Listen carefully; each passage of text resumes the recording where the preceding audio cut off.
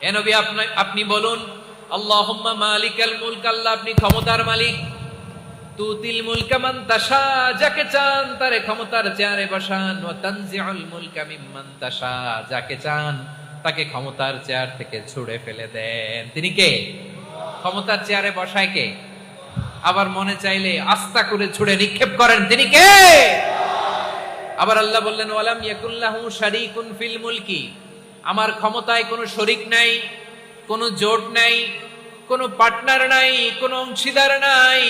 আবার আমি চলে গেলে আমার ক্ষমতার দাবিদারও কেউ নাই। আল্লাহু আকবার। এই দুনিয়াতে রাজা মারা গেলে পরের রাজা কে হয়?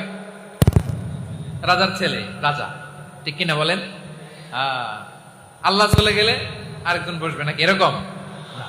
তার ক্ষমতার সাথে দুনিয়ার ক্ষমতার কোনো মিলই নাই। এজন্য তিনি তার নাম দিয়েছেন আল মালিক।